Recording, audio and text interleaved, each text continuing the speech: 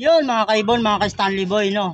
Bali, pangalawang palipad natin ngayon. Kanina, alas 6:21 ng umaga, nagpalipad tayo at nagpatuka tayo ng ating mga warriors na si Checkered, White Feather at kasama yung mga young bird na mga pang SDR natin, pang summer.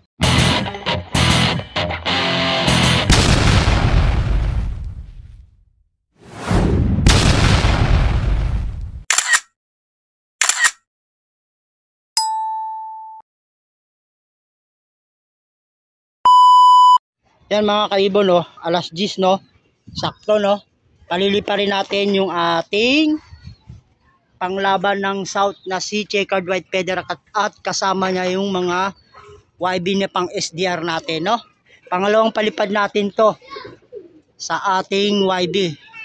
At ayan, nakapagpatuka tayo kanina sa kanila ng pang-almusal. At ngayon palilipa rin naman natin. So balik palipad tayo ng alas 10. Itinuturo natin sa kanila o sa kanya na ganitong oras lumilipad siya. Kung sakaling dumapo man siya ng mga bandang mga alas 8, alas 9 o alas 10, kailangan niya uling lumipad para umuwi at kumain. So ayan, paliparin na natin. Yun si Checkered White Feather mga kaibon, no? Ito yung isa, diniretso pang SDR yan mga kaibon, no? Tingnan natin sa loob kung meron pa. Yun, si pula lumipad.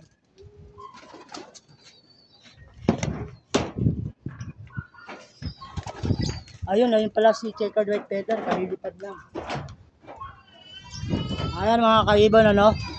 At ngayon kailangan nilang lumipad ng mga 20 minutes. Ayun sila, oh. Yun, oh. Medyo malakas, ano, kasi kumain sila ng konti. Malakas silang lumipad. Yan yung ating warriors. Ayun na si Checkered White Feather, oh. Kitang-kita, oh. Yun, oh. Yung tatlo, bali, aling silang nalipad, eh. Ayan, oh. Mga kaibon, oh. Ayan, time check. Alas 10:03 na, oh. Kahit mga 20 minutes lang nalipad. Okay na yan, no? Pangalawang palipad natin to ngayon sa araw ng Miyerkules. Paghahanda natin sa Katbalogan, Samar. Lakas ng hangin mga kaibon, no? Malakas ang hangin. Ayun sila, oh. Yun, oh. Ano? Yun, oh. Naglalaro, mga kaibon, no? Ibig sabihin yung kalapati nating isyon. Naglalaro sila, malakas pa yung hangin yan, ha. 20 minutes ang target natin ngayon, no. Para alam ni Checkered White Feather na ganitong oras lilipad siya at uuwi siya. Ayan sila mga kaibon, no. Matatag silang lumipad, no. At ayun, no, may nakadapong isa, si Checkered White Feather yata yun, no. Tingnan natin kung nandito ba si Checkered White Feather. Ayan, sakto. Meron din Checkered dito. Ayun si Checkered White Feather, oh. Hindi ko lang alam kung sino doon, kung nakadapo si Checkered White Feather ang nalipad. So ayan sila mga kaibon, no. At matatag silang lumilipad ngayong umagang ito. At ayun, lumipad na yung isa mga kaibon, no. Yung nakadapo kanina sa bubungan at yung isa, ayun, no, dumapo na. Yung pang SDR natin, no, na young bird. At yung mga kalapati natin na iba ay lumilipad pa. Time check tayo, yan, no. 10:10 ng umaga. Bali 10 minuto pa lang silang lumilipad mga kaibon, ano. At siyempre kailangan nilang paliparin. Dapat ang target natin ngayon ay 20 minutes. 20 minutes lang mga kaibon, no. Pwede na yan, no. Huwag na nating patagalin para hindi magbawas ng ikinarga natin sa kanila, yung ating kalapate. Yun sila, oh, mga kaibon, no. Time check. Ayan, oh. 10:19, 1 minuto na lang. para sa kanilang pagtigil sa paglipad, no. So mga kaibon, mga Stanley Boy, hindi natin pwedeng persahin yung ating kalapate, no, kasi yung ikinarga natin sa kanila ng mga vitamins o gamot, eto na yung dalawa, oh. Bali si checkered white feather wala pa. Bali dapat mga kaibon, mga Stanley Boy, no, hindi gamitin ng kalapate natin ngayon yang sa pagpaparanging dito sa ating loop fly, kasi once na tumagal sila lumipad dito sa ating loop fly vicinity, ibig sabihin niyang gumagamit na sila ng isinubo natin na vitamins o gamot sa kanila, no. Dapat sa karera nila gagamitin yan, no. Pag alam naman nilang kalapate yan kung gagamitin na nila pag kinakapos na sila. Tsaka yan puputok yung isinubo natin sa katawan nila habang nalipad sila. Dapat doon nila magamit, hindi dito sa ating pagluluplay sa ating loop vicinity. Kasi pag karera na kailangan yung kalapate natin makondisyon na sila, no. Yan, no, time check, 10:20 na. Dapat dumapo na sila. Yung ibon natin, yung pagpunta doon lumayo pa. So bali dahil lumayo yan mga kaibon, aalalayan natin. Papainumin natin uli sila ng tawag nito, wild honey, no, para maibalik uli yung kanilang kondisyon. Kasi sa ganyang mga sistema ginagamit nila yung gamot na nasa katawan nila. Ayan, no, dito lumusot mga kaibon, no, galing ng south, ayan, no, ayan na sila, ayan yung apat ay na si checkered white feather. Pumunta yan sila dito sa norte, tapos lumusot dito sa south, no? So hayaan na lang natin sila, no, hindi na natin sila bubugawin, ano, hanggang sa dumapo. So abangan na lang natin yung pagdapo nila at patutukain ulit natin sila ng ating mix na flyer. At yun yung taas, yun sila, So bali pag dumapo yan mga kaibon, hindi muna tayo magtutubig, no. Mamaya na tayong hapon magtutubig. Bibigyan natin uli sila ng wild honey bee. Kasi sigurado yan gumagamit na yan na sila ng isinubo natin sa ibon natin. Kaya ganyan sila lumipad. So abangan na lang natin pagbalik. Time check, ayan, no. Bali 10:25 na, no. Wala pa yung ating mga warriors na lumipad. Dalawa lang yung nandito, yan, no. Yung mga pang SDR natin na mga YB, pang summer race. Yung apat na kalapati natin wala. Naku po, Diyos mio, nag-ubos na yata ng lakas si checkered white feather.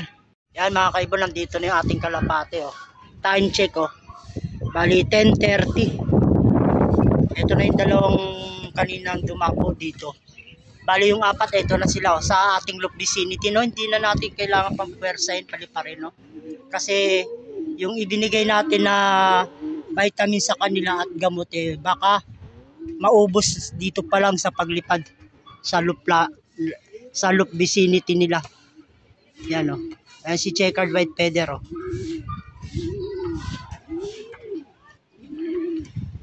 Baka mamayang hapon hindi ko na ituloy yung pagpalipad ko, no, ng alas 4. Kasi ngayon pa lang, ngayon na sila, nag-uubos na sila ng lakas, no. Yan si checkered white feather. Dapat nakareserva lang yan yung lakas nila. So yan mga kaibon, nandyan na at time check nga, 10:30, no. Kalating oras silang lumipad, no. At ito yung dalawa. Bali, may isa doon na dumapo sa bubungan doon. So, papasukin na natin at para mapatuka at bibigyan uli natin sila ng wild honey. Kasi nga, medyo nagtagal sila ng lipad ngayon, dapat mga 20 minutes lang. Yung parang warm up lang talaga. Yung mga ganong sistema, yan, nag-ubos na sila ng niyan, konting lakas, no. Kaya ibabalik natin yung nagamit nila. So tawagin na natin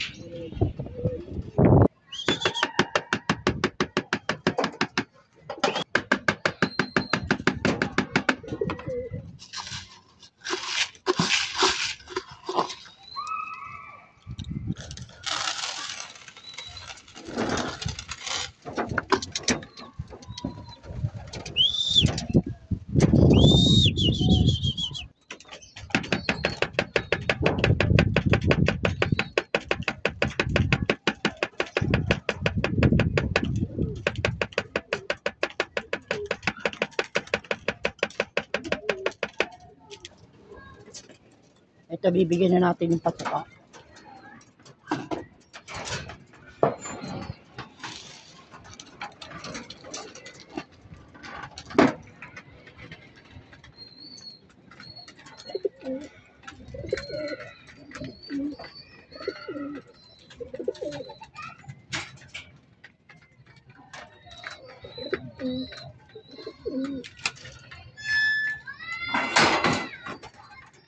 Yun, bali magkakanuli tayo ng honey, no?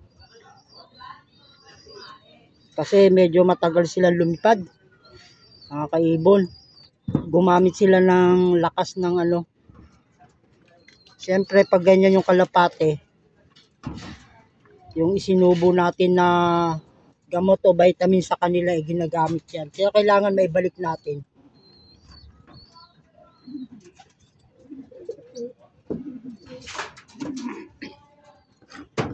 At mamaya na tayo magtutubig, no? At mamaya hapon siguro hindi na ako magpapalipad. Ano na lang ako, tawag nito, magpapatuka na lang ako. Bukas na ako magpapalipad ng umaga. Warm up lang. Hindi na natin kailangan pagurin yung ating kalapate. Pagod na yan eh. At saka pag pinalipad mo yan na inubos mo ngayon, yung kinarga natin na gamot, ginagamit nila yan, no? Kaya pagdating ng karera, yun. Pag hindi na disgrasya yung ibon natin, kinakapos. So yan lang at nahalo na natin. At syempre lalagyan na natin yung kanilang tubigan.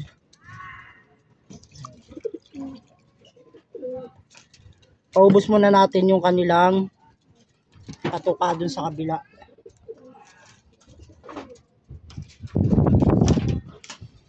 Siguro ubos na yung patuka nila, no? At yun nga, ubos na, oh. Painumin naman natin. Kunin natin to dahil yung barako naman painumin natin. Ayan, uminom na si Checkered White Feather, ano? Mamayang hapon mga kaibon, ano na lang yan, tubig. Papainom natin para malo yung ano nila, yung lalamunan, ma-refresh ulit. Yung barako naman patukain natin.